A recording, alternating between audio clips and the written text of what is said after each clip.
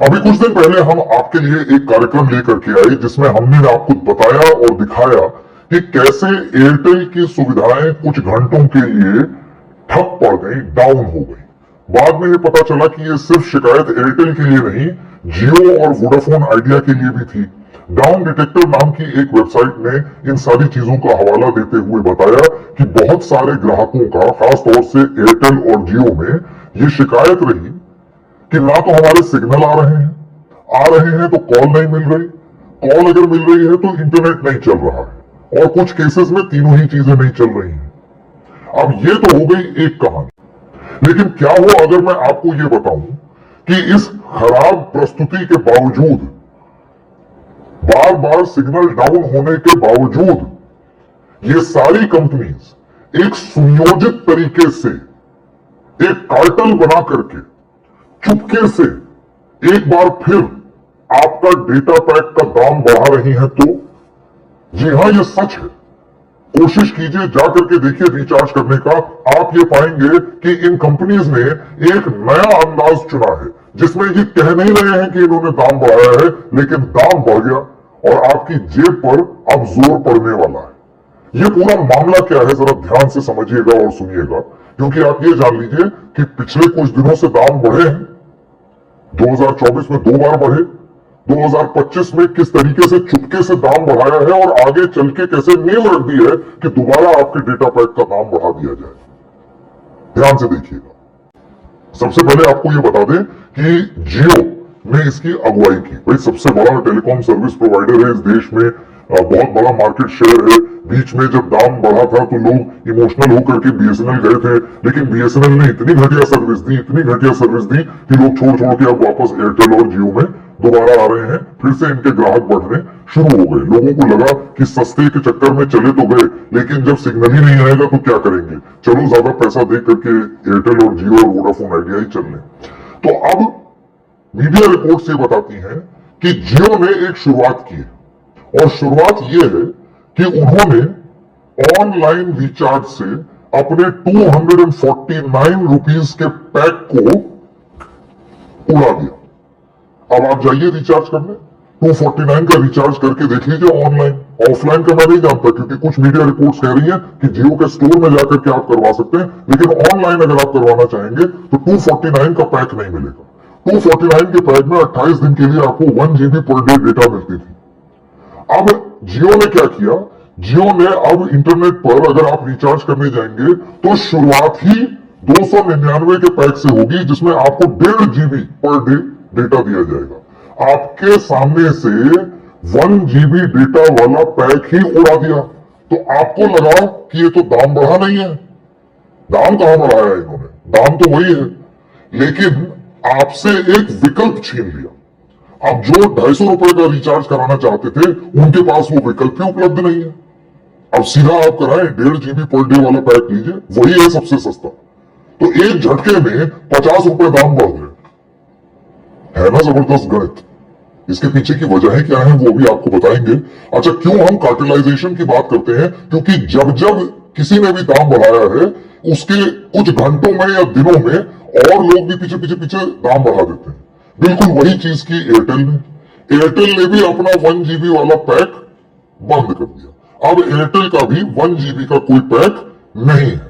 अब एयरटेल में 1.5 GB per day का 28 दिन का पैक है, जो 319 रुपए में आप रिचार्ज करा सकते हैं। यानी कि वो नीचे वाला ऑप्शन आपने उड़ा दिया। अब आप कान ऐसे पकड़े या ऐसे, मोटी मोटी बात यह है कि ग्राहक को अब हर महीने महंगा पैक लेना पड़ेगा, क्योंकि सस्ते का आपने विकल्प ही हटा दिया। तो जब आप विकल्प हटा देंगे और उसके बाद ये बोलेंगे हमने कहां बढ़ाया, हमने दाम बढ़ाया ही नहीं, तो महाराज आपने जो सस्ता ऑप्शन था वो हटा भी तो दिया। तो अब लोगों के लिए तो नेट नेट वो महंगा ही हुआ है। तो एयरटेल ने 319 रुपए में 1.5 GB पर डे का ये प्लान बनाया है।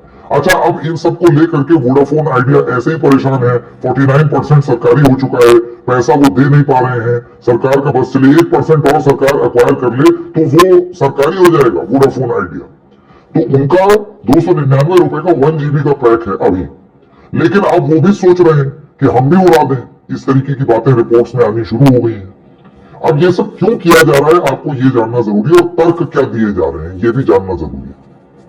सबसे पहली बात, दाम कब कब बढ़ाए। ये हवाला दे करके कि हिंदुस्तान में बहुत कम होता है डेटा पैक, हिंदुस्तान में बहुत कम होता है दाम, और इतना कम दाम पूरी दुनिया में कहीं नहीं है। तो महाराज इतना कम दाम किया भी आप ही ने था।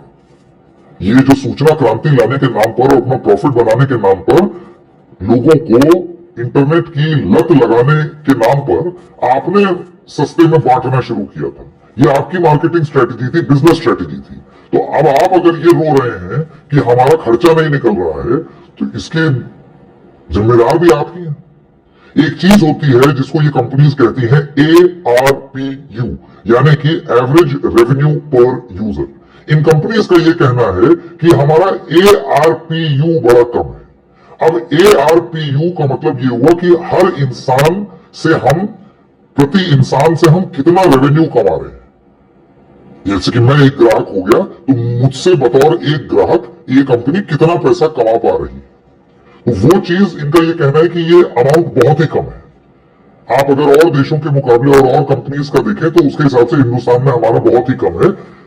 और मैं इससे पूरी तरीके से ये भी नहीं कह रहा हूं कि ये गलत है, ये बात सही है। लेकिन वो कंपनीज विदेश की कंपनीज हैं, उन कंपनीज में लोगों की परचेजिंग पावर ज्यादा है। उन देशों में जो कंपनीज ऑपरेट कर रही हैं वहां पर लोग पैसा ज्यादा कमाते हैं, उनकी स्टैंडर्ड ऑफ लिविंग बेहतर है।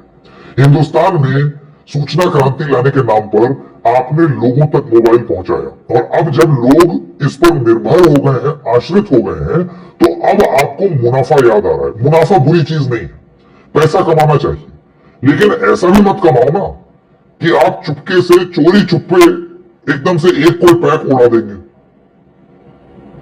कब कब दाम बढ़ाया गया मैं आपको ये बताऊं। ये जो ARPU का आर्गुमेंट है, ये इन्होंने जो दिया है वो कैसे हिंदुस्तान के संदर्भ में सवाल के घेरे में आता है, क्योंकि आपको याद होगा जुलाई 2024 में इन सारी कंपनीज ने अपने डेटा पैक का दाम बढ़ाया, 10 से 25% बढ़ाया, याद कीजिए। उसके बाद अक्टूबर दिसंबर 2024 में फिर 10 से 21% दाम बढ़ा दिया। हर समय यही एवरेज रेवेन्यू पर यूजर का रोना दिया गया, यहाँ खर्चा ही नहीं निकल रहा। ऐसी गरीबी छा रही है इन कंपनीज को कि इनका खर्चा ही नहीं निकल रहा है। और अब फिर वही रोना कि एवरेज रेवेन्यू पर यूजर हमको बढ़ाना है।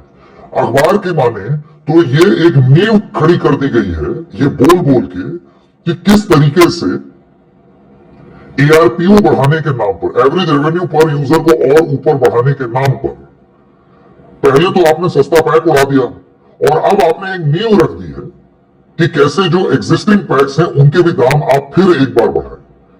और इसकी टाइमलाइन बताई जा रही है कि कुछ महीनों के, साल भर के अंदर अंदर फिर हो सकता है। यानी कि एक साल में ये तीसरी बार दाम बढ़ेगा।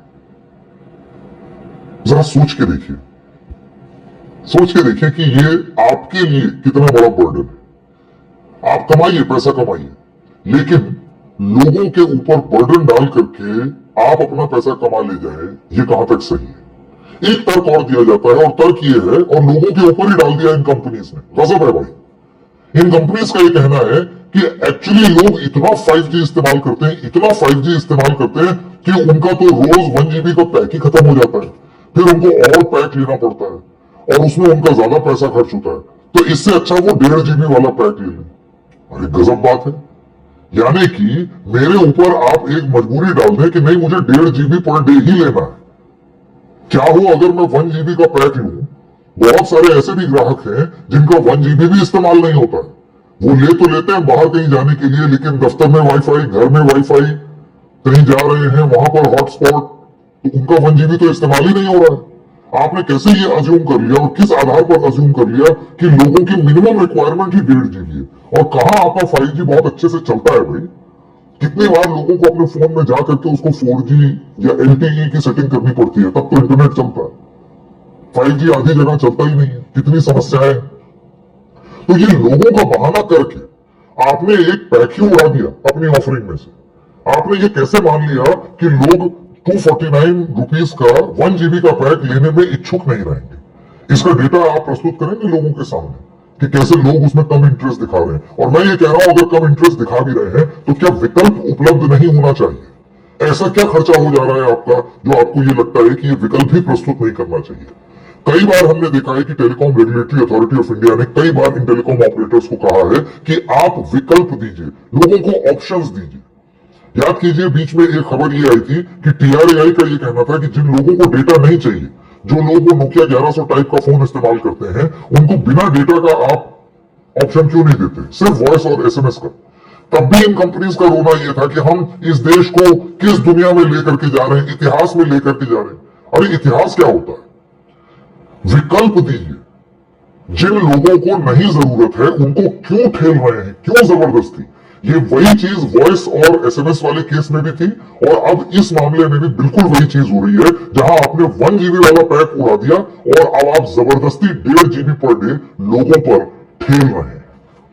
और क्योंकि ऑपरेट करने का तरीका एक कार्टेल की तरह है, तुम भी कर दो मैं भी कर दूं, तुम भी कर दो मैं भी कर दूं, ये वाला जो अंदाज है, उस चक्कर में अब लोगों के पास विकल्प ही नहीं है। जाओ कहां जाओगे? भाई साहब नहीं लगेगा जाओगे, BSNL जाओगे, चले जाओ, घूम फिर के तो हमारे पास ही आना पड़ेगा।